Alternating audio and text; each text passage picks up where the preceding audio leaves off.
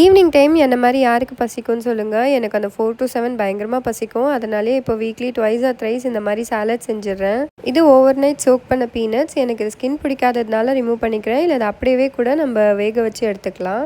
குக்கரில் ஒரு 6 to 8 whistles வச்சு எடுத்துக்கலாம்.